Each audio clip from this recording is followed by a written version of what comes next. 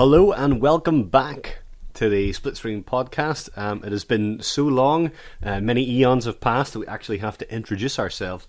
I am Alan Williamson. I am now the editor-in-chief of 5 out of 10 magazine, and I also co-founded a blog called Split Screen, which hopefully by the time you're listening to this will be back and won't currently be a WordPress mess. I am joined, as ever, by the design editor of 5 out of 10 and the other co-founder of Split Screen, so he's also partly to blame. It's Craig Wilson. Good afternoon, Alan. It's a pleasure to be on the programme.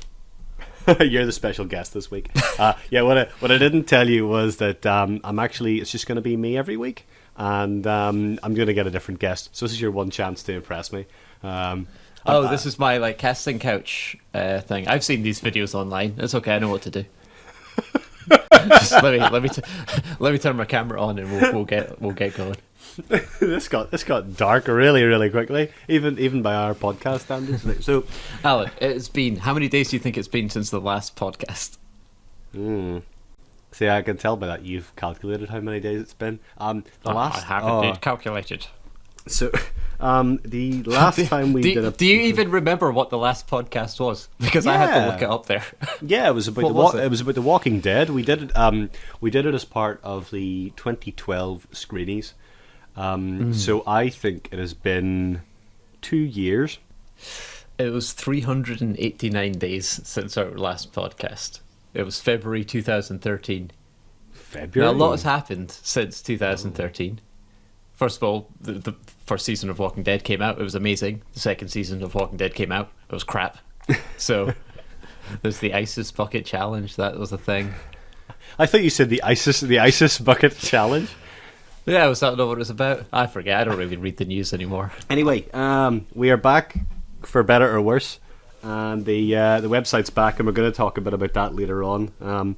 But we figured if you hadn't listened to the podcast before, it might be a little too much inside baseball. But we love inside baseball, and we're going to have a rollicking game after we get through the topics at hand.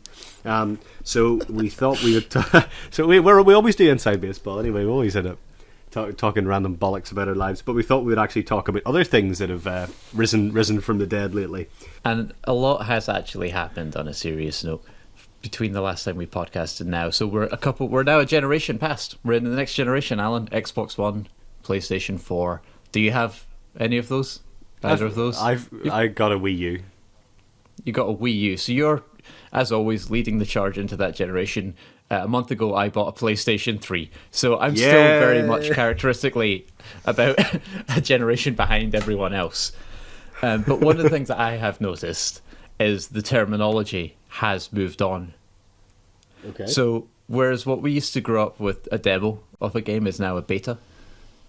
Or early access. Or early access, or early access alpha, if you want a broken demo. We're used to get a collector's edition that would come out a year or two after the game with all the expansions or just other content in it. Now that's like a Game of the Year edition. Mm-hmm. Normally now that comes out in the same year as the game, kind of around the time for Christmas. This is a game that was released this year edition. Ports are now remasters. Yeah. If we look at The Last of Us, which we'll get into on the PS4, it's probably the reason why I've not really got a next-gen console yet, is I kind of look at it and go, all the games I want to play are still available for the previous generations. I'll just buy it there. Pretty much. And then there's like this mess of reimaginings, remasters, reboots, reinterpretations. There's a lot of more fluid remakes of games where they're looking back to the original, but they're messing around with it in a kind of interesting way. It's perhaps a bit hypocritical because we did release a 5 out of 10 remaster a couple of months ago. We did it as well. Yeah, we did as well. You can get the first 5 issues, isn't it? Yeah, well, it's the first 5 because we did the first 3, and they looked as you'd expect any magazine. It just came out of nowhere to look, and then we went back and I made the whole new look for the 4th issue, and we've kept that since then. So we just went back and remastered, if you like, the first 3 issues with the style of the new one. But the whole point of that was we wanted to preserve the original intent because it's like it wasn't so much totally changing everything. It was just making the typography a bit nicer and cleaning it up a bit. The way we make the magazine, where we do it on InDesign, and the way we release it was more or less the same. It was just that our skills in themselves had gotten better. Yeah, I mean that's a big part of it. Yeah, we were still learning. Like, well, I mean, we never stopped learning. But we've gone from really shitty to a little less shittier. So if I think back to like the first remake that I could think of, or the first port that I can think of, was Space Invaders, right? Now I don't think you know this, so which is quite rare that might actually have an interesting fact that you don't know. So I'm very proud of this, and you can't see the smile on my face, but I'm so excited right now. You may as well bring your A game, since it's our first podcast back again. So. Did you know that in Space Invaders, Alan, as your little ship shoots the aliens, the game speeds up? Yes. Okay, that's not the fact. Hold on to your hats. The fact that the aliens speed up is a artifact of the hardware that the games were running on. Because there was less information on the screen to render, the draw time was quicker. So the game sped up because of the hardware it was running on. That wasn't something that was programmed in as like a difficulty setting. So that's almost like the frame rate is increasing then? That's exactly it. The frame rate was increasing because there was less on the screen to draw. Oh my god. Now that, as like an artifact of the hardware, is something that they've had to replicate in every remake of Space Invaders, and like you can play Space Invaders on any system, including your toaster now. So that's like a little interesting one where, okay, you've got this like original little artifact from the game. It was on one type of hardware. Now, because you're on a different type of hardware, you need to try bring over the old stuff. It's like where you get like special effects now to put on like a vinyl sound onto your MP3s. You can get filters and effects that do that. Just like vinyl. Is that how the Neil Young player works? The what's it called? The Pono or whatever. The thing that looks like a block of cheese or whatever. It's really hard because right now in my living room I've got like these grid bookshelves, and two of them are dedicated to Neil Young. So although the Pono does look like a piece of crap, I'm kind of inclined to. The way you said that, you and say that's amazing. The way you said that, like the two bookshelves are dedicated to Neil Young, it makes it sound like you've got one of those like creepy shrines with lots of photos of Neil and a wee doll in the middle and a couple of candles arranged around it in a semicircle. But there is a thing doll. About there is a doll, and I very rarely stick a pin in it. It's a moose doll with a hat. Yeah. Okay. But the thing about because that's essentially a bug, isn't it? The Space Invaders thing, and. I was reading about the kind of move from Windows 8 to Windows 10, and there's this discussion of why did they do this. And there has been rumours that it's a bug preservation thing. So a lot of old Windows software checks out your version of Windows, and it does that by looking to see if you've got 9 something for Windows 95 or Windows 98. And so apparently so the rumour goes, this is to stop Windows 9 apps from crapping out because there's code in there that's checking for Windows 95. But a lot of stuff does that. Like there's like the Excel ones about like when does the date start and stuff like that. All of those conventions come from old database software, like or like old versions of Lotus going back to the dossier.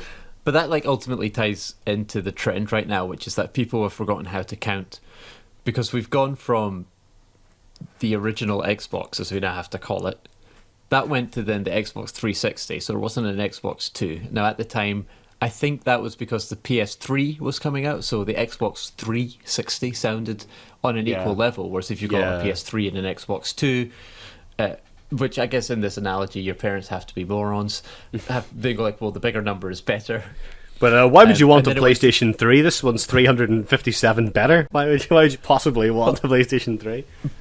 But by that logic, when they then went to Xbox One after the 360, like blows my mind still. Like when I remember, I just laugh because it's just so dumb. It's so stupid and annoying why they did that.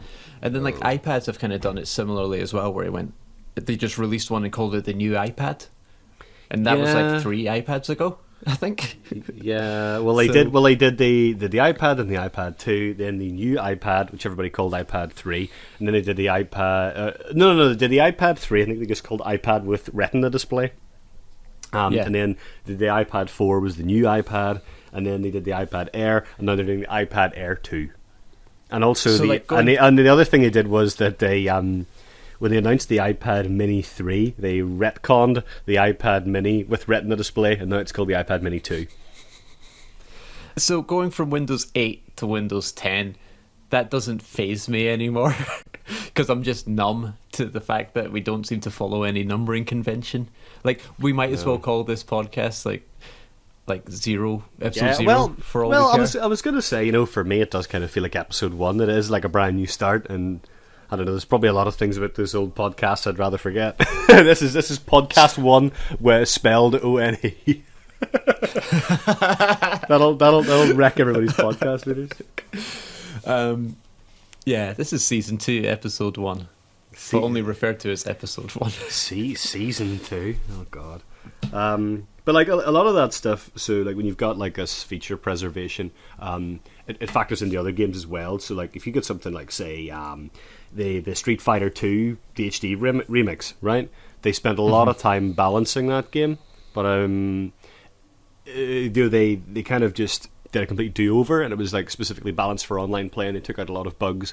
But if you get I think I've got the Street Fighter 2 10th anniversary for the original Xbox, and it you can play it on anything from like, so you can play 2 Turbo, 2 Champion, and you can keep all of those original bugs, like the Guile handcuffed bugs and all those kind of things. And people use those exploits all the time, and so whenever Capcom do like Ultra Omega, whatever, I think it's Ultra Street Fighter 4, and now they're doing an Omega update as they gradually run out of words to point out that this is in fact the last one. They have to be careful about what they're going to change, and what's a bug and what's a feature, and all that balancing. It just kind of goes on forever. It's like a war of attrition. It's like some kind of evolutionary arms race where Ryu gets a better fireball, so Ken needs a better kick, and it just goes on forever. But I find that stuff so interesting because if you look at like the actual physical hardware or like the code that it's running on, if you're trying to do a remake, to my mind, is you want to be 1-to-1 to the original output.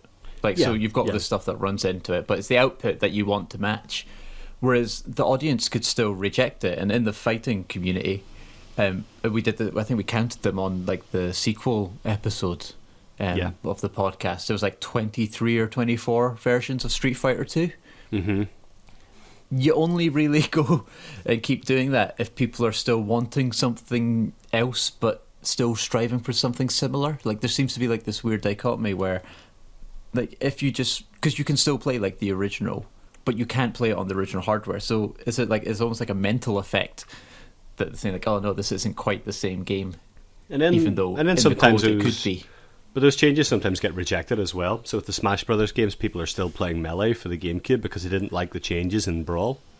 And so for the Wii U version, they're being careful to try and add new functionality, but also to try and bring people back that Brawl alienated for one reason or another. But that's like where do those sequels sit in where the game is ostensibly the same? So I think of Mario Kart, I think of Pokemon. I think of a lot of Nintendo games, I guess. Well, Mario Kart's another one where you get games that do break from the formula, like Double Dash in the GameCube, or Mario Kart. Mario Kart Wii, I don't think is particularly well respected.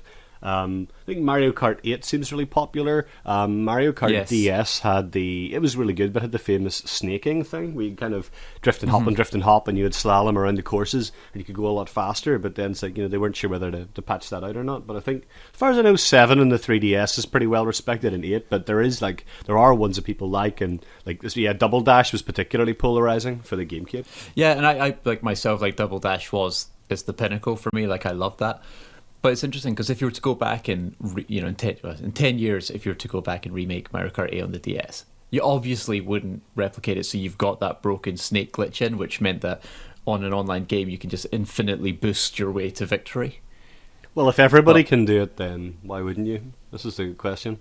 If it's well, no, seriously, because it's you're not sure if it's a question of skill or not. You can do one in Mario Kart 8, which is called like fire hopping or something like that, where if you get a mini boost, you can kind of go hop, hop, hop, hop, hop, and then you can slightly extend the duration of the boost because it only gets expended whenever your wheels are on the ground. So it's like, do you leave that in? Do you make it something people can learn how to do? It's like, it's the same with the fighting stuff. It's it's hard. Like Melee has all this stuff. Smash Brothers Melee has all this stuff, like the wave dashing and things. And the one thing that people really hate in Brawl is you just randomly fall over sometimes when you're doing a dash. Now, why anybody thought that was a good idea to put in a fighting game, I have no idea.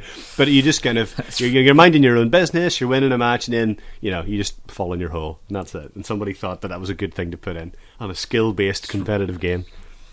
It's realistic, man. Well, people fall down in fights. It's how it goes. It is realistic. This is in Dead or Alive, right? Smash Brothers. Oh, sorry. Okay. Dead or Alive's way too realistic to have random falls. I was gonna say I thought it would be Dead or Alive because they put so much effort into making the women in that game look realistic. I thought the falling over must be the part of that as well. Punching each other down a skyscraper.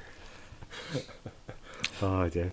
One series that is notorious for its depiction of the female form is the Tomb Raider series. That is true.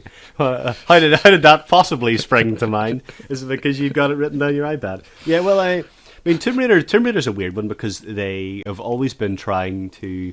They always seem to be updating it and rebooting it, like they did. Because Tomb Raider used to be that kind of square grid-based system, and you controlled a tank called Lara Croft trying to work its way through these ruins.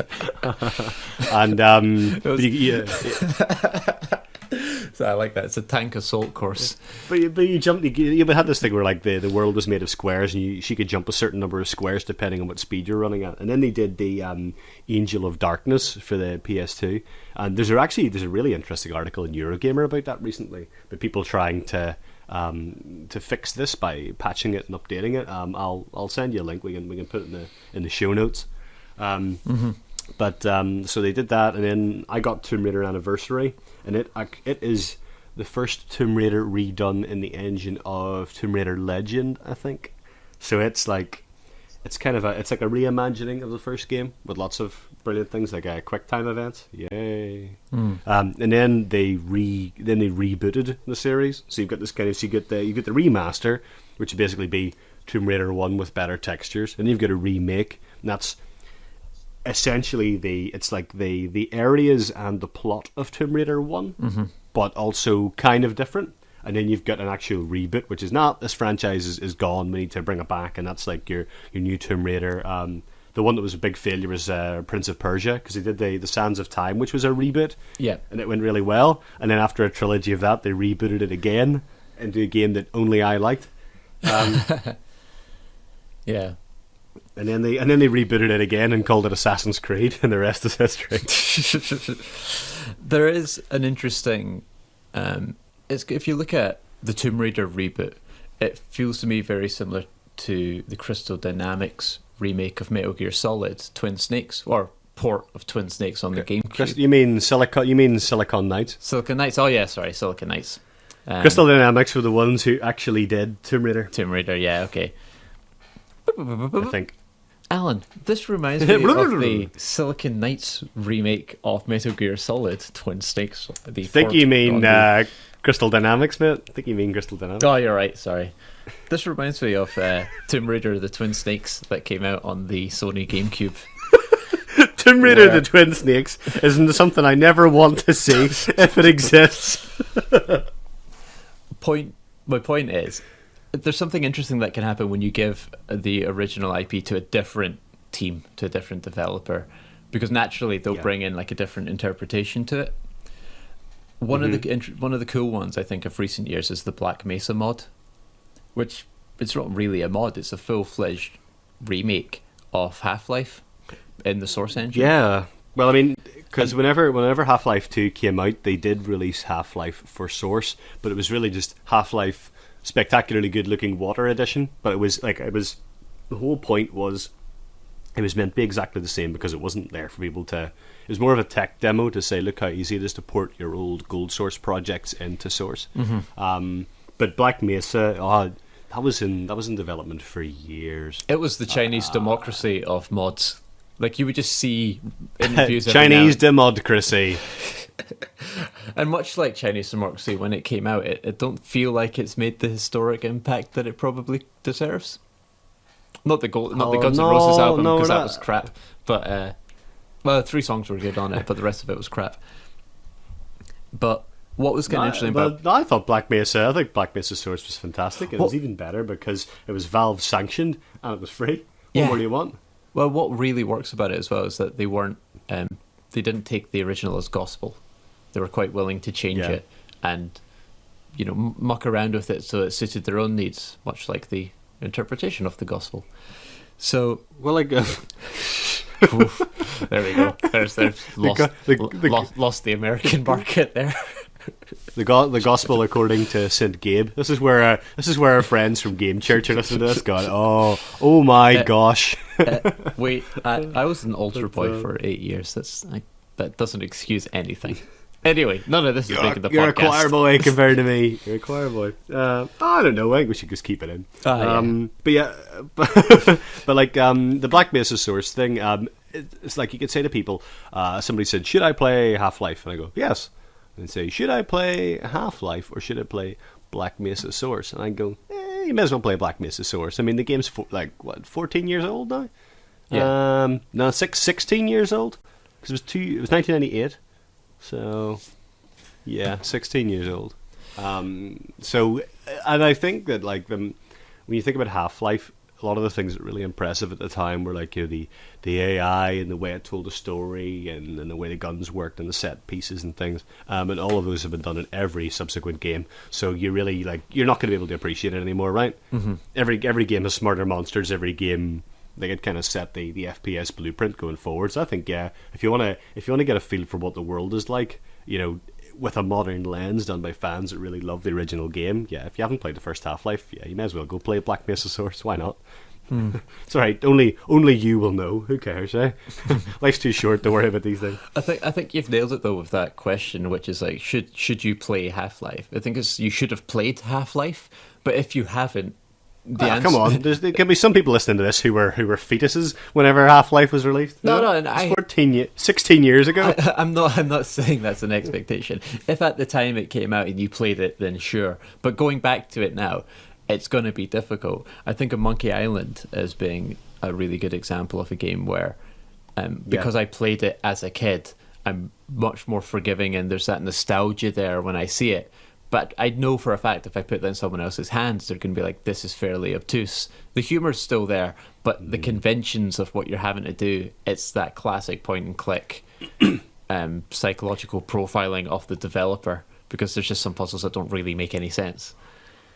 But even stuff like the puzzles aren't too bad. Like, to put it in perspective, I hadn't played it before the special editions came out. Mm-hmm. And I still think on the whole, I think it's pretty much perfect. Okay, there's a couple of tricky bits, but I think on the whole that's aged remarkably well for a game that came out when I was like 6 years old. I think what is clunky is the verb system of interacting with stuff. That's it. Like, what we will forgive is the interface, which, like you say, is you have different. I think there was verbs for like open and close, which you use once in the game. But that doesn't stop you from actually clicking on everything with it and then having him say, that doesn't work, or whatever point and click adventure. Yeah. I've already tried that. Also, pixel hunting was a complete pain in the ass.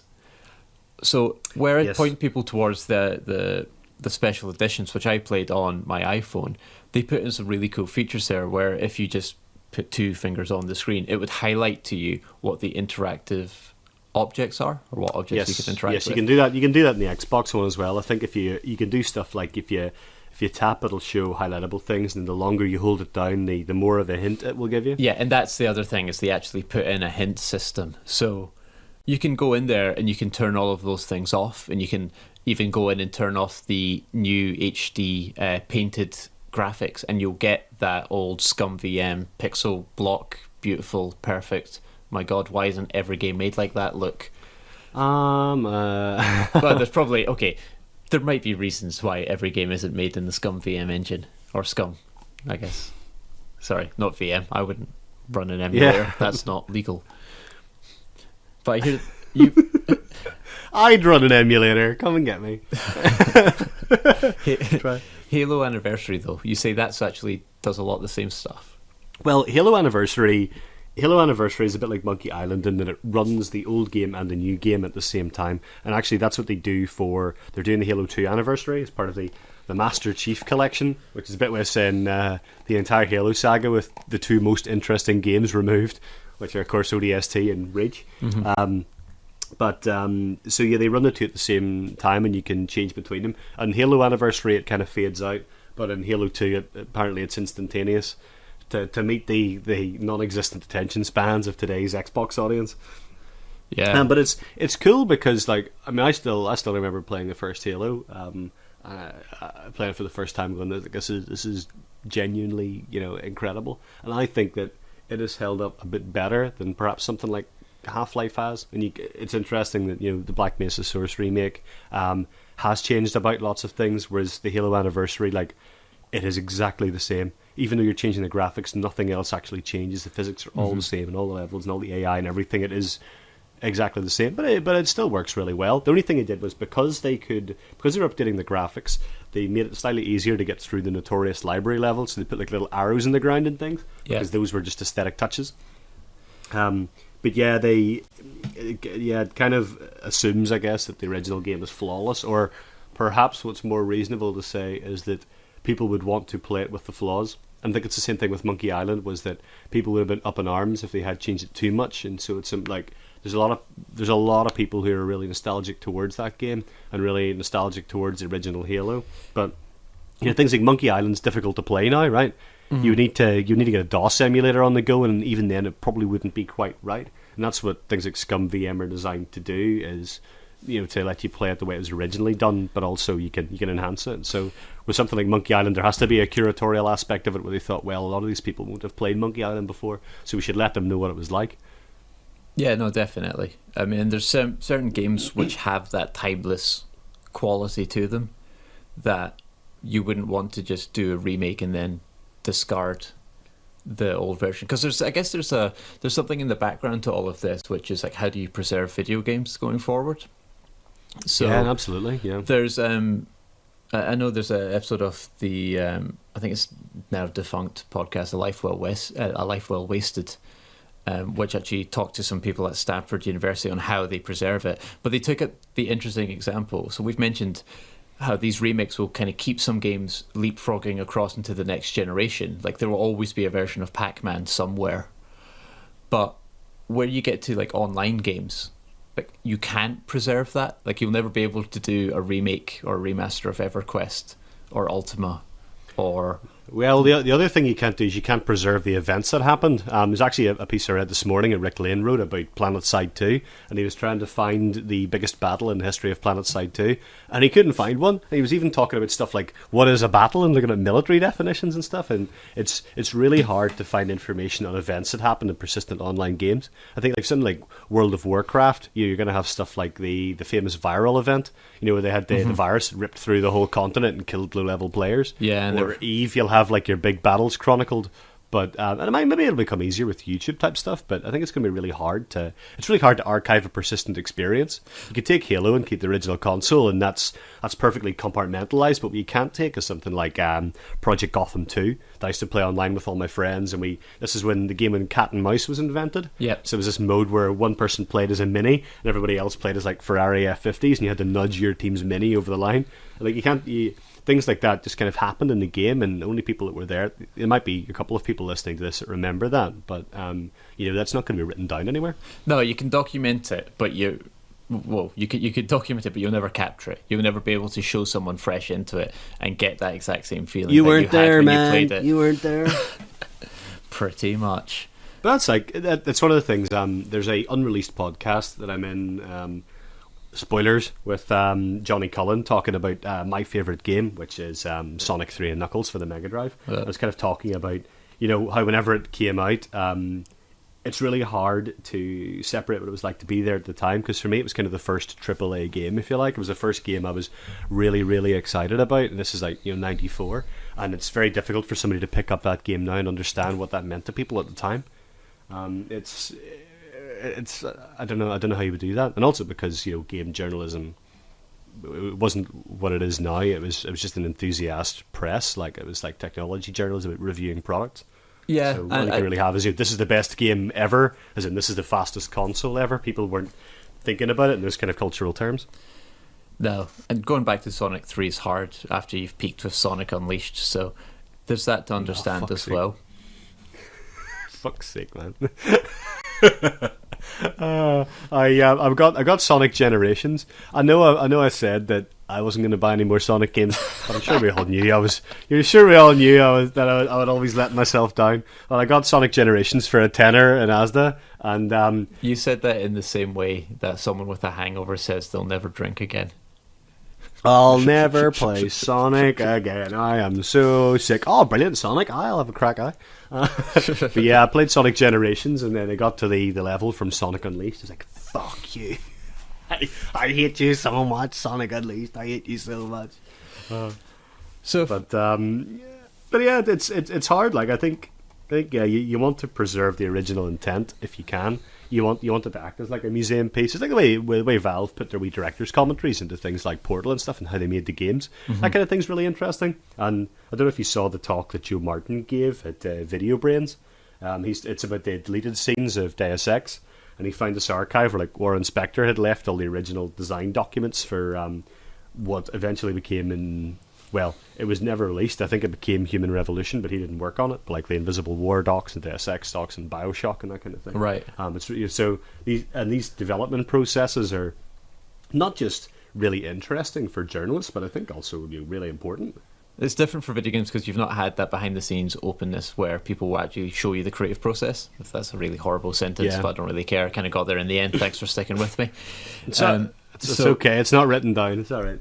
So, and that's really fascinating for very old games like Deus Ex, or you understand what the challenges they were facing when making like the original Mario. But you see, it's harder for older games because like some of the Sonic, like say the old Sonic games, you get the old beta versions, and they do turn up. They turn up in eBay auctions and things, because of cartridges, and so people used to just take them, preview the code, and then send them back to Sega, and people didn't see the need to archive that kind of thing. Like although I said in the podcast that my favourite game is Sonic 3, I think my other favourite kind of one is Panzer Dragoon Saga for the Sega Saturn, and it is the original code is lost. It doesn't exist.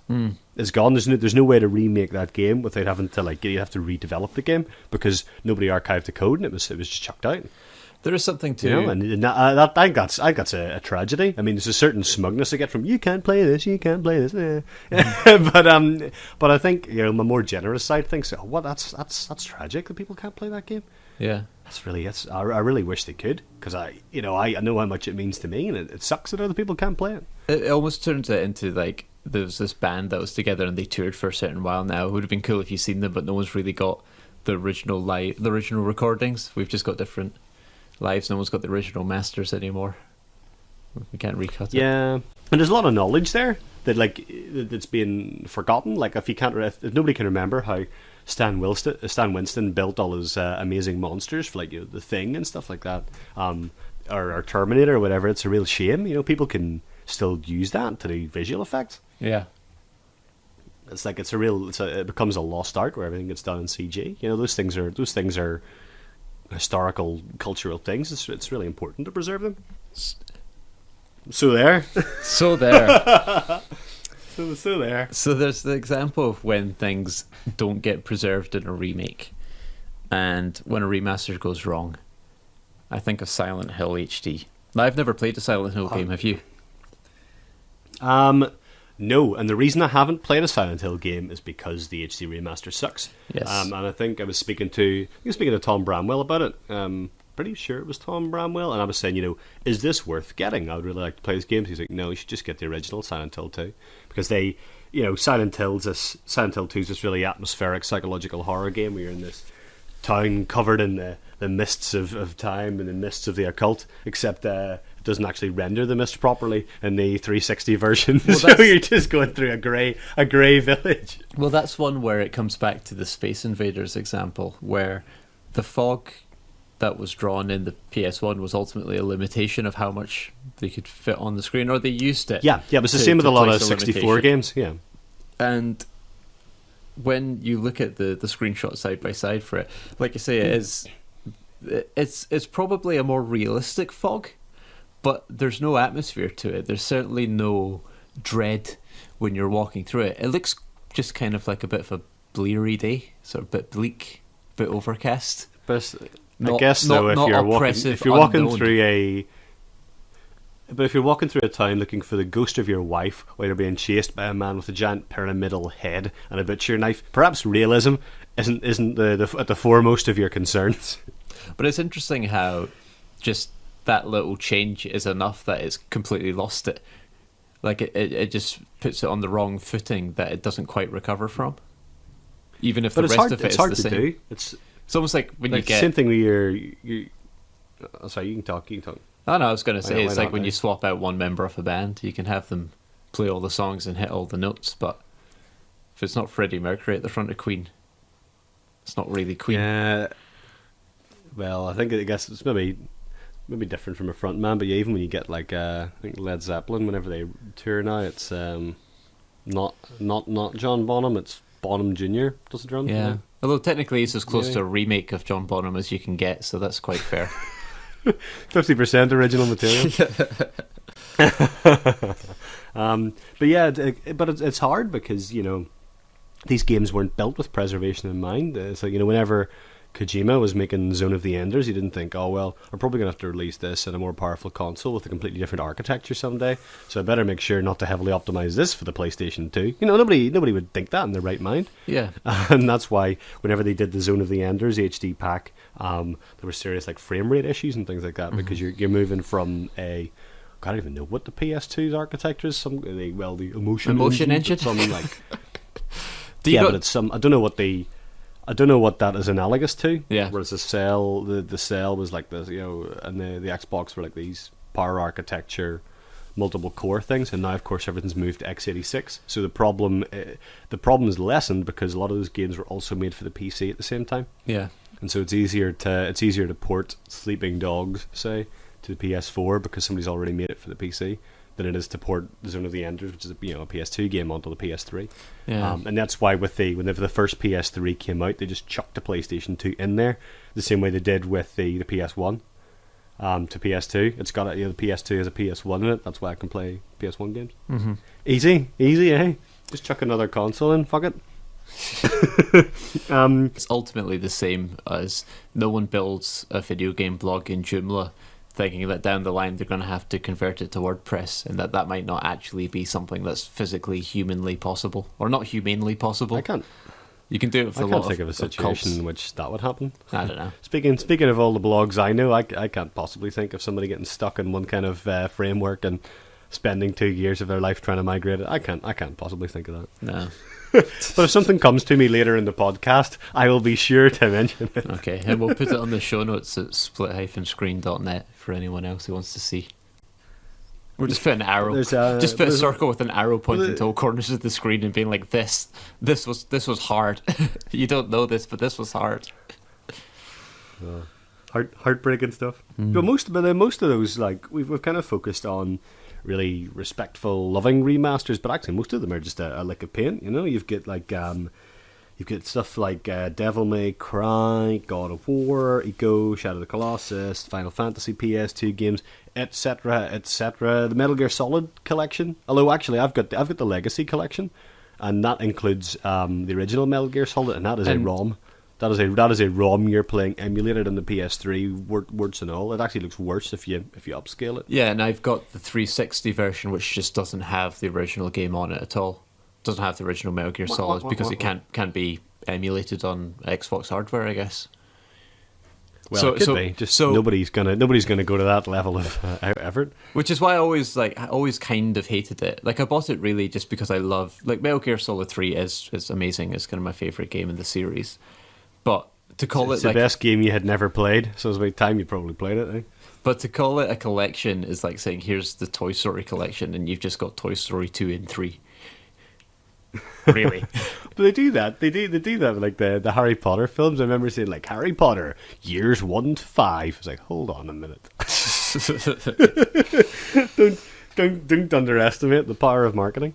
And I guess a part of this is a money grab. It's like a second bite at the apple. or second bite at the cherry, as I believe the idiom goes. Depends. Some people prefer apples. That you would just say, depends how big your mouth is, really. yeah, it depends how hungry you are. That you've got this one product, you go, well, can we sell that again? If you look at movies, they come out, if the model's changing, but still largely it will come out in the cinema, and then it goes on to DVD, or it goes on to an on-demand service. And certain films will actually only ever find their footing the second time round. A lot of cult films, your Donnie Darkos, your Clerks and Mallrats will actually be on DVD when they find their base. I think a video game example of that is the Animal Crossing games, where apparently Animal Crossing was a port of the N64 game Animal Forest, which was a Japanese exclusive.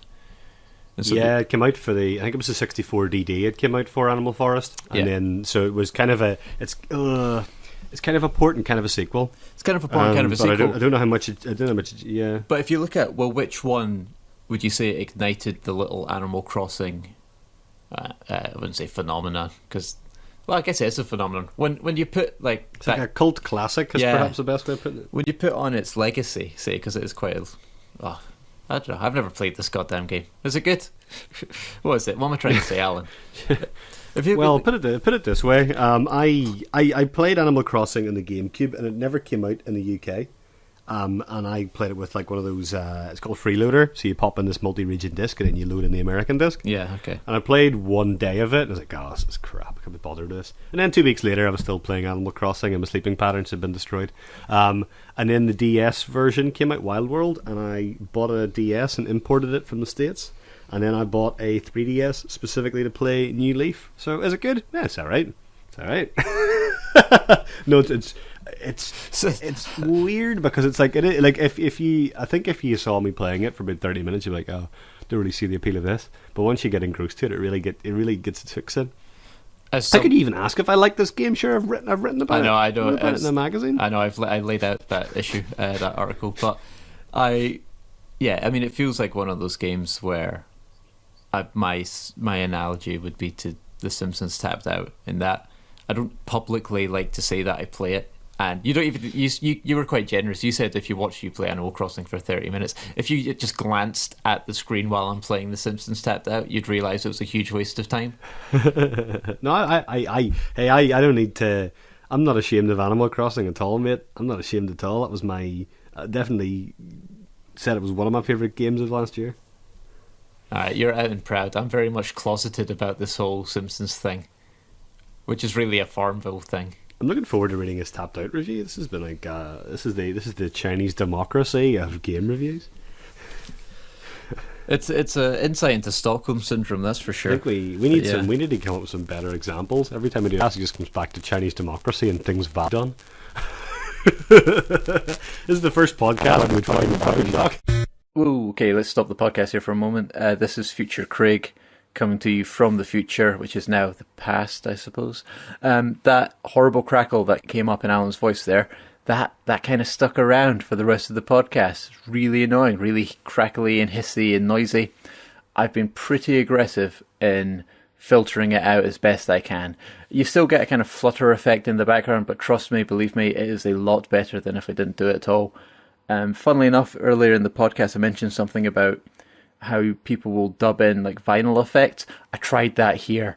It didn't work. It just sounded really weird. So that's a disclaimer. Let's get right back into it. And in my defense, I'm looking at a bottle of Original Source right now. It just says shower on it. Okay, that's all. Back to the show. But it's interesting not about money for old rope kind of stuff, because I'm looking at my bookshelf and I've got Blade Runner Final Cut on Blu-ray, which I think is okay, but I also have the Blu-rays of the theatrical cuts of Lord of the Rings trilogy. And it's probably one of the worst, where they brought it out in cinema, and then they brought out the DVDs, and then a couple of months later, special edition, or extended edition, and then they brought out, so you'd think whenever it came out on Blu-ray, you'd be like, well, why would we bother bringing out the theatrical ones? We'll bring out the extended editions. Because then surely there's enough space in the Blu-ray where people can choose their version. I even had a Terminator 2 DVD where you could choose between theatrical cut and special edition cut, but I don't know, it's just price gouging. There's always going to be somebody wearing the one ring and some kind of T-shirt in reference to giving people an axe that's going to purchase every possible iteration of those films. Yeah, and if you think that there's not going to be another version of the Star Wars trilogy, You've got another you're thing kind of mad. coming. I've still been waiting for the announcement of a 3D one. Do you want to know an interesting fact? Always. Good, because I got one for you. So you know the phrase "you've got another thing coming." Yes. Do you know that was originally "you've got another think coming"? Oh, okay. I read you're about this today. It's like it's like an obscure Americanism from like I think it was the kind of the 1900s, and like, oh, if you think that that's the last edition of Star Wars that's been released, you've got another think coming. And I quite like that. I think that's a lot more clever and lighthearted rather than "you've got another thing coming," which sounds like somebody's lurking around the corner ready to kick your ass. Do you know what? This is completely unrelated, but I found out that apparently for the past 8 years, what I thought I've been using as shampoo is in fact just a body gel. This is completely unrelated. Whenever you say that, I actually thought, this must be vaguely connected. So what? So you've been. So you know, like the original source. You thought, the original source, yeah. Yeah. Like the sort of lemon lime, or there's if you're a guy, you fear the tea and mint one. Oh God, yeah. I felt so good whenever that was the student paper days when I was like, has anybody else used original source mint? And somebody else just looked over me, yeah, numbs your balls. I was like, oh, thank God I'm not the only one. So apparently, like, that's not a shampoo. It was pointed out to me recently. No, and I was like, charge element. Yeah, I know, but like, my hair is fantastic, and I've been using it for 8 years, so I'm kind of not inclined to want to stop, but I feel like I'm It's really a revelation. Alone. It's like, oh my God, this is body wash. It's made of people. It's made of people. It's when it's been going on for 8 years, man. It's not like it's like, I accidentally bought this. I thought it was dairy free. Turns out there's a bit of dairy in it. It's like 8 years, daily routine, every day for 8 years. I've been doing this wrong. So good news and bad news. The bad news is that it turns out that shampoo I've been using for 8 years wasn't actually shampoo. The good news is all my hair's fallen out, and now I can just use it as body wash on my scalp. Yeah. No, it's just another patch of skin. God, I hope you don't cut this. This is hilarious. This needs to stay in. People need to know the truth about original source. I've got a bottle. I know I've got a bottle in the cupboard. Whenever I look at it, I'm just gonna start laughing. So that's what you've done. Every time I look at that shower gel in the supermarket, I'm gonna be laughing, and people won't understand. Now I can admit when I'm wrong, but in my defense, it doesn't say either way whether it's body wash or shampoo. It just says shower on it, and I was like, well, I have a shower. Look, who cares where you use this stuff? For the love of God, please have a shower. I don't use baths because if I'm too tall and my knees stick out the water, so it made sense to use it in the shower. But yeah.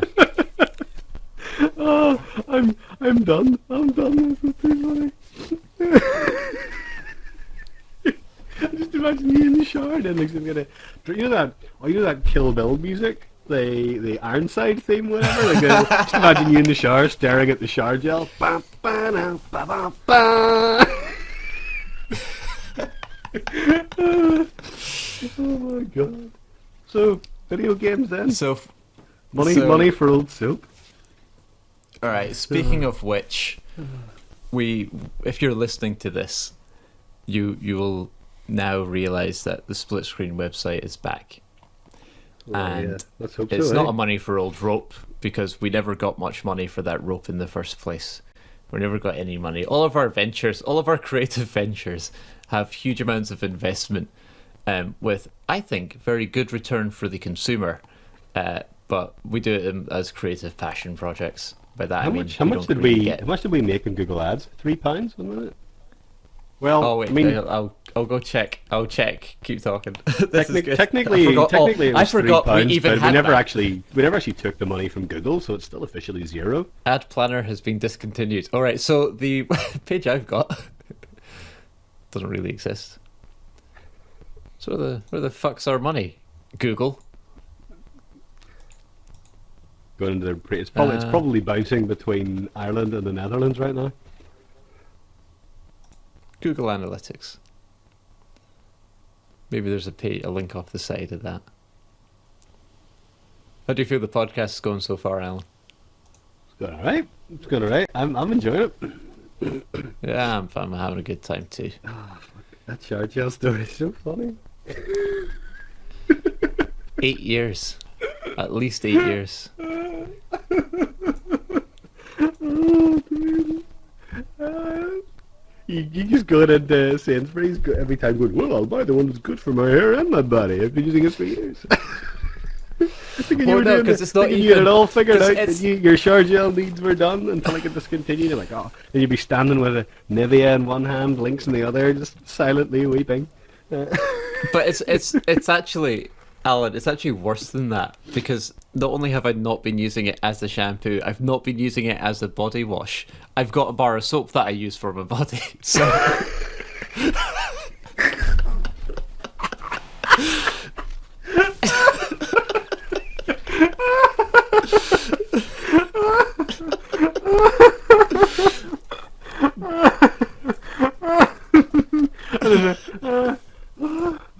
oh my god, there's a bottle of shampoo that you use as a conditioner as well, I suppose. oh. And you've been, I don't know, brushing your teeth with hemorrhoid cream. doesn't foam, but at least it's kind of minty. Yeah. Jesus fuck. Yeah, I think we've lost like whatever money we had there. Okay, so right, let's just call the whole thing off. Split screen's back, yay! Yay! Yeah, we're back. But I don't know. I mean, we're recording this before the site is relaunched, and I know what it looks like right now. And I'm like, oh god, I don't even want to think about it. So it's a bit of a hash. So the story is that I think about, it must have been about 2 years ago now, that I'd sent one of my usual biannual emails. You know, the subject header's like, right, here we go. We're gonna sort out this site, and then I was talking about how we could move to WordPress and get a new theme and all the things we could change, and then we didn't do anything because we had lives, and then in around we had February, March lives. time. But it's different. It's not that. We had lives, but then we also launched a magazine, which is like slightly different. We did. And that's really where all the creative energy then funneled into. I think before we actually took split screen like pretty seriously. If you listen back to the podcast we did, they were very very heavily sort of structured. We're very focused. You used to tell me off for laughing in the podcast. I said, this is not a place. This is a place for informing, not entertaining. But we put a lot of effort into that. We would always like have these talks about what we wanted it to be. And then when we did articles as well, we'd put like a lot of time into them. Yeah, of course we did. Well, I mean, we take a lot of pride in the work that we do, even if it's just a wee silly blog, Of course we do. So then all the creative energy's kind of gone into 5 out of 10 and like the kind of serious focus, and I think that's like the culmination of a lot of the stuff we've learned from the site, the split screen site, but also then going back to the sort of student newspaper, and then there's a whole bunch of new stuff that we've picked up along the way. Yeah. So that's now when it's kind of then we picked up the idea back of like, okay, well, if we like start split screen again, what should it be? And it's taken a lot of the pressure off of it, I think, first of all. So it is just a place for anything that takes our fancy. And it is like we never used to call it a blog before. Like, do you remember that? I think I was kind of thinking about the way we thought about this and the way we were going to be different, and I think and you see it. It's not just us. I mean, okay, we started this thing in 2010. 2010 we launched it, right? And I think like 4 years. Yeah, because it's just gone 4 years. Happy anniversary. Happy anniversary. I bought you some original source lime shower gel. Don't use it in your hair, you knob. Save it for special occasions. Don't use it in your body either. Just keep it. You've got a bar of soap. What more do you want? But yeah, I think like whenever we started it off, it was like, oh, okay, so we're going to do this website about games, and it's going to be different because because it is. And this is the same mistake that everybody that does a website makes, is that, oh, it's going to be really different, and we've chosen to make it different by starting up a website about video games. And it's impossible. It's impossible to differentiate yourself. All we did was, it was just two of us writing it. We didn't cover news. That was somehow different. You know, and we did a few features and a few reviews, but fundamentally there's no difference between a review you could read in split screen and a review you can read anywhere else. And it's only now that we've done this blog for 4 years, we've done a magazine for 2 years, all that experience has finally let us make something where we're confident enough in our own abilities. We're not just doing some kind of like interactive CV anymore. You know, neither of us want to get a job writing about video games for a living. So now we can be like, well, what's going to make this blog different is that instead of writing about fucking video games all the time, we could focus on what really matters. And actually, the most interesting thing about Split Screen to me is our friendship. Honestly, trying to tear up here. I'm not trying to be melodramatic. You know, that's true. That's really what it's a story about. It's a story about a friendship surviving in the face of impossible odds of us launching all these stupid website projects. Isn't it? It's a friendship surviving creative disaster, one after the other. But yeah, no, that's totally it, because it started off from when we met at uni, and like our friendship ultimately was through a creative relationship. Yeah. Well, like that's where we hung out. We hung out. I started at the student newspaper, and then you started writing for us. And then after Jamie Manson, our friend, he moved to London to work for Splash Damage. And so he just dropped out of uni and went to do that, and he's doing very well. Hooray! Maybe he's listening. If he's not, he's not doing very well. And and then you took over that design job, and you happened to have a natural aptitude for it. And I always really enjoyed more of the writing side of it. And you're always better at the design, and then a beautiful partnership was formed, and then things like that can only that was a really chance occurrence. We wouldn't have met each other otherwise, and then we just so happened that we got on really well, and separated at birth, and then we did the blog after that, because it happened after. I think it happened after, certainly after I left the paper. I'm not sure if you were still there at the time, because you had another year. I was still there, because after you left. Because in the years I did like the physics masters, so I think we joined at the same time, but I did an extra year, and that was only to carry on doing the newspaper, because I'd become editor by the end. So I did that for like a semester. But I remember so clearly that year sitting on your couch in Edinburgh, and they were like, "Oh, we should do this website." And again, we, like you say, we kind of did the mistake that. It's not a mistake. It's I think a common trap that a lot of people go into. It's a schoolboy error. When people make jokes about schoolboy errors, that's what that is. It's not a mistake. It's just something you do whenever you're naive. I think creatively though, it's something that I need, like, because ultimately what we did was we set constraints. We said we're going to be this by saying that we're not going to be all of this, which is like we're not going to do quote-unquote news, which tends to just be the regurgitated press release stuff. Yeah. We're not really going to worry about chasing timely reviews, as in reviews that come out the day off release or the week off release, for like practical, obvious reasons. But even then, like we don't, we don't follow that. It's very rare that we're buying games on day of release. Yeah, I mean, really? the only fact that it just so happens that I did buy one on day of release, but that was obviously because Bayonetta 2. I'm hardly not going to buy it. It's like, it's fucking Bayonetta, mate. But yeah, but you just bought a PS3, so you're probably playing Uncharted 2 or something right now, right? Well, yeah, I just classics like that. I'm finished. playing the original Metal Gear Solid. I don't think we're going to beat the rest of the press on that one, quite frankly. But there is something to. And like, yeah, okay, so we did all that stuff at the beginning. We didn't also write a manifesto, and we didn't release and talk one up. That is a mistake that other people do, as they come out while they're still in like their embryonic stage, and very defiantly say they're going to redefine or change the world of video games. Like I quietly had those hopes for certain things. By gamers, for gamers. Anytime I read that, my mouse just—it's not even me doing it. It just I can feel my hand moving towards the close tab button, really, really slowly but surely. And then you go to the about pages, and it's like, and it would be like, Alan has been playing video games since he got a Mega Drive in 1991. He's really good at Outrun 2, and it's just like, oh, it's just so boring. So we didn't make all the mistakes, but we certainly made plenty of them. And I think, but that's how you learn, right? That's the only way we would have learned. The only way that we could have known what not to do on split screen was to spend 4 years doing some of those things and having things like a content management system that didn't work very well, having lots of unmovable sidebars and lots of dirty hacks just to get a YouTube video into it, and a lot of that's a product of technology. It's only recently you can just chuck a URL into WordPress and it'll do that thing. It's only now that sites have responsive mobile designs. It's like sometimes you just have to start over. Yeah, and that's why it pairs up well with all the chat we had about remasters, because our creative intent was different then, but we were dealing with a different technology. Now we've come back to it. We've got arguably something that's going to be a hell of a lot easier for us to use in the background. Yeah, and I think that was a major barrier, was that actually using that CMS was a pain in the butt.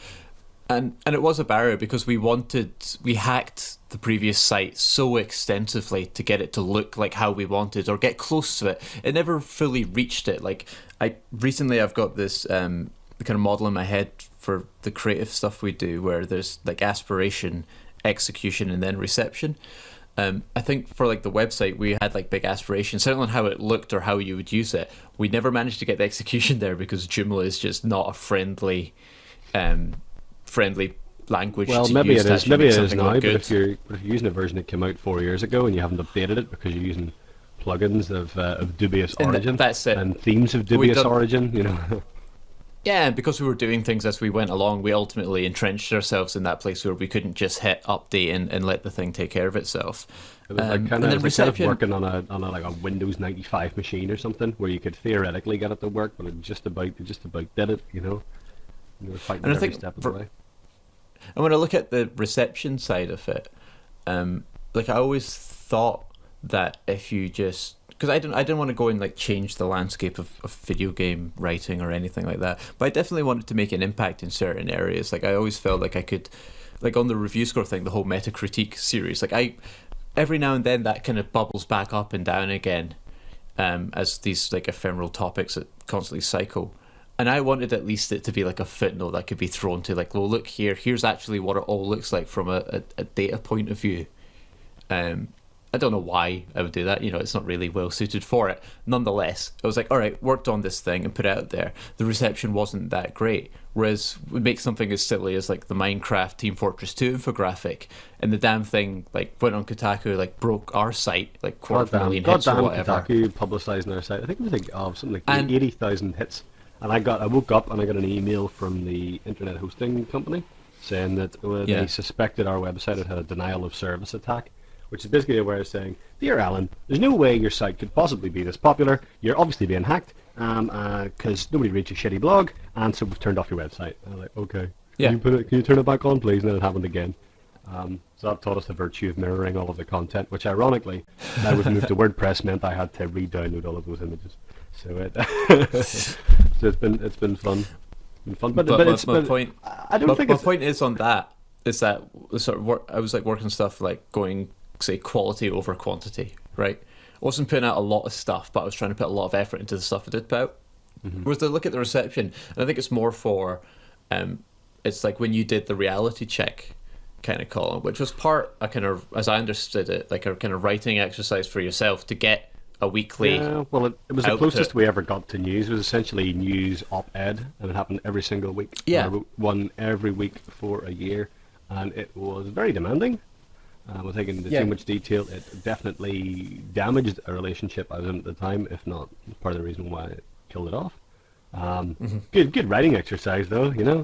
Let's not shit on the whole thing.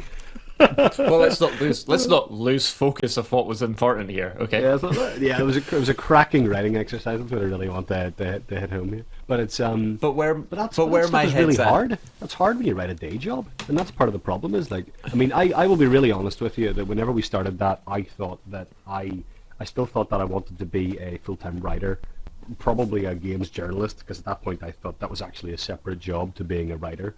I did want the site to go for a while and use that as a CV to get a job. Do I want to do that now? Yeah. No, not at all.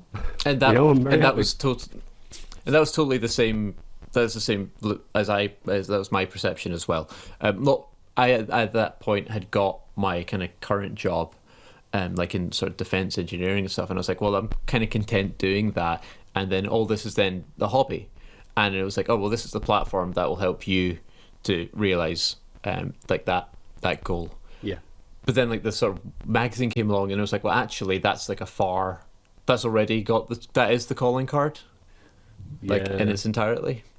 And that's something that can grow and shrink, or it can go off in different avenues. Like there's the Escape to Napoli book that's come out of it. Like I've got on my desk beside me, man. Like there's like a book that, really you've made, like, but helped a wee bit. Helped a wee bit. But like there's an actual physical book that you can buy, and it's got like a goddamn ISBN number on the back, and like 5 out of 10. Yeah, it's like that's real. Like it's real, man. That's like really cool. My granny tried to read that book. I was speaking to her the other week, and she's like, "Oh, I tried to read your game book," and I was like, "All right, what did you think?" She's like, "I didn't really understand it, but I read the introduction." I was like, "Oh, that's nice." But it's like, but yeah, I mean, so you could think it's split screen and go, "Oh, it's another kind of silly blog that somebody's done," and that way, like nobody really cares about these things, right? Nobody really cares about us. But I'm gonna let me finish my point and get back to why I care. But nobody really cares about these blogs. But I'm looking at my wall right now, and I've got a big printout of all the covers of the magazines that we made. And if I look behind me and really crane my neck, I can see the hardback version of the book that I made. And those things wouldn't have happened without that blog. There's no way that would have happened. And with all the not just like the writing skill and stuff, but their kind of rapport we built up as sort of friends and co-conspirators. Like that's the only way that stuff can happen. And so even though I don't really care if we relaunch Split Screen and 10 people made it at 10 million. I don't really give a fuck, because at the end of the day there's only 2 people I do that blog for, and that's you and I. And then if we enjoy it, great. If a small circle of our close friends also read the occasional piece and enjoy it, even better. If people from the general public want to read it, fantastic. You're more than welcome. We're very happy to have you. But I think if you set up to build a website or anything, whether you're doing a website or a magazine or you're opening a shop or whatever, and the only reason you do that is to get peer recognition, you're really setting yourself up for a fall. You're making it very hard for yourself. And that's I think that's where my approach is now completely different, because I was wanting that. Because there is there's always, you can't be making something and putting it out there for other people to consume if you don't have an element of ego, and that's I'm talking about like a healthy amount that you want reception. You want a bit of self-confidence. Yeah, you didn't put out something like you didn't put something and go, oh, here's this thing I wrote. Oh, maybe you like it, maybe you don't. You have to at least fundamentally assume that the stuff that you produce is worthy of consumption in one way or another. Whether it's worth people paying, that's a different matter. But you need to you're publishing a blog so that people will read it, right? Yeah, but I think, no, I would say it's slightly different now. It's more that's just the blog is just now going to be the place to put the things that I feel like if I don't put it there, no one else will. Yeah, and so it's not to say that it's going to be wholly unique and original stuff. I mean, for some reason I sat down and the first thing I've written a review of is Dead Space 3, right? Like, Jesus, which is...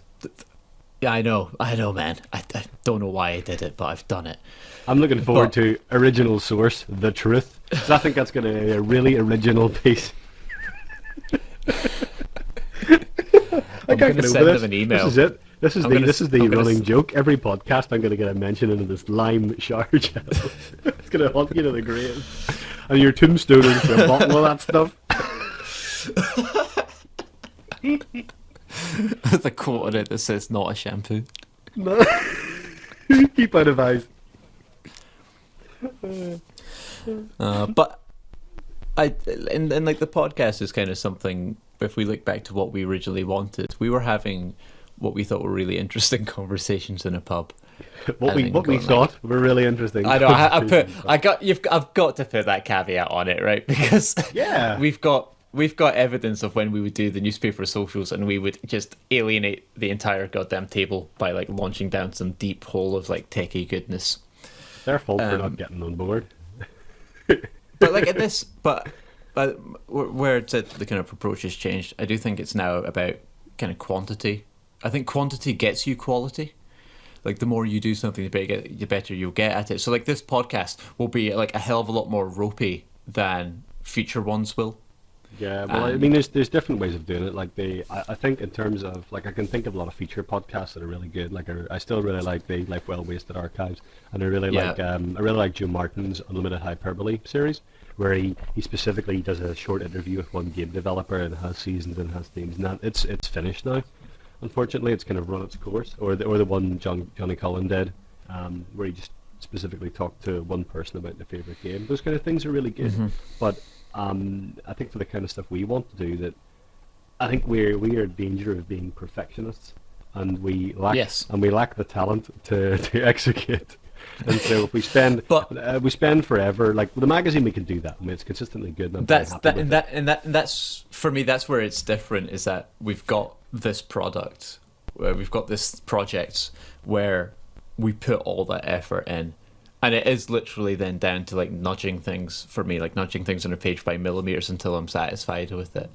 But like you can't. That is like a perfectionist project. That's fine. That's compartmentalized, and an issue comes out, and we're all very happy. And that's what I really love about it. And I said that in my critical proximity video. I love that it's a perfectly made little thing. But a blog needs to be a bit more rough and ready.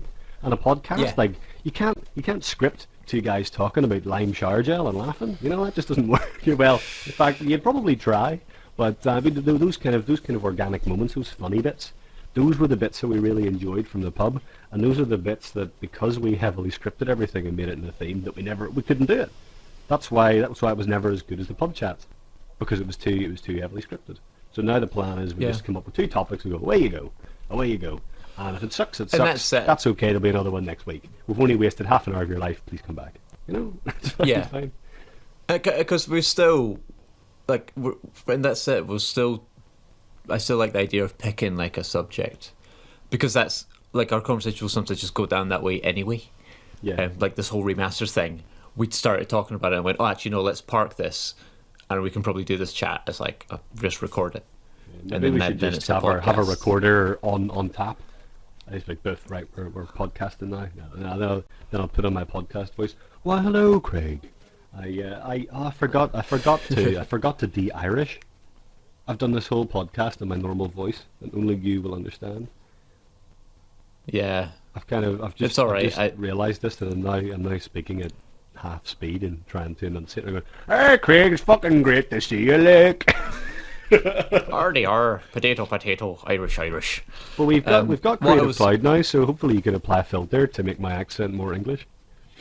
I was just going to go in and I would redub your version, your side of the conversation. Oh, right, okay, yeah, sounds good, yeah. You'll just have to put up with it. If YouTube's auto subtitler can understand about 80% of what I'm saying, I think human beings, we should give the benefit of the doubt. Maybe it's like our podcast. Maybe it's like when we started talking about tech stuff at the newspaper socials. Maybe it's up to everybody else to step up their game and listen more rather than us talking less. I love the flip there of like, it's not me, it's them. They're the problem. It's like if Scrooge at the end of Christmas Carol was like, thank you, ghosts, for visiting me. And then opens the window, it's like, you there, back to work. I've learned so much. It's Christmas Day. But yeah, I like how we've gone from it's our brand new podcast, and come along, listen to. Look, if you like my accent, you can fuck off. So that we've come full circle in an hour and a half, and we've shown our confidence there. That's the new split screen. Here it is. If you don't like it, tough. I don't need your pity. It's getting. I'll go with the. That's bad cough is just spoken there. I'll go for. Oh my god. Right. A window has just popped up on my laptop. That's it. The podcast is back. Almato, which is what I'm using to record the call. Application error. Oh my god! And it's application error. But you're recording otherwise, right? You've got your Zoom. Yeah. I've got a separate channel here. This will be fine. I've got my recording as well. I've got my. I know. That's fine. I'll back to stitching the two things together. I'm okay with that. But it says oops. It says oops and then 4 exclamation points. Unhandled exception has occurred. Please copy and send the detailed information. And then it's a lot of looks like SQL Yeah, it's totally like sequel command errors. Oh, Jesus. God. The fuck? So you want us to go on a Okay. MySQL database recording your audio. Okay. Yeah, Let's all right, well, this that's- thing be ruined well- forever. We'll just nip it in the bud then. Yeah, it's crashed, man. So I think we'll see you. We need a sign off. We never had that before. We've got an intro. We need some What's the sort of intro? sign off. Are you talking about a marathon or something? I can't remember. No, it's hello and welcome. Hello and welcome. Hello. Okay. Okay. Well. Yes. Okay. Yeah. So sign off. Thanks for listening. You can probably subscribe to this on iTunes. There is a horrifying 4 years of archives. If you got any recommendations? You can go to 5out10magazine.com and is that the I meant address? podcast recommendations. Like your favorite episode. In terms of episodes, the Talking Dead episode was really cool because we sort of chat through that. We were able to splice in clips from the games, which is something that was quite different. We did one where we walked around the Oxford Natural History Museum. That was fun. Yeah, it was a Natural History Museum. Yeah. Natural History Museum, that's still the Stream of Conscious cast. I still like the sequel one, actually. I think it was called Sequelitis. Sequelitis. Okay, so my two favourites are, we did one called A Very PC Podcast with Rick Lane, where we all sat in my bedroom, and it was quite fun because a lot of good like childhood memories and stuff, and you don't get to hear Rick's voice very often, so that's a wee treat. And the other one I like is there's one where Craig had moved down to London and I was still in Edinburgh, and it's called Communication Breakdown, and it's about people talking online and things. And what I liked about it was that we just started and I just sort of said, I miss you. And I was like, oh, that's quite poignant. That's quite nice. So you can start with these two. You can, of course, go to split-screen.net, which hopefully is running by this point. Cross my fingers. I've got a couple of caffeinated evenings ahead. If you want to give us some money, why not? We like money. You've got too much. That's okay. We'll take some. We can help. You can go to 5out10magazine.com. We are currently running a Halloween sale, but I imagine it will be gone by the time you hear this. So you missed out. You should have followed us on Twitter, which you can do. It's at 5out10mag and it's at splitscreennet, I think, which is not the best Twitter handle ever, but I don't know. So it's goodbye from me, and Craig has just sent me an instant message to say his mic is disconnected, so it is also goodbye from Craig.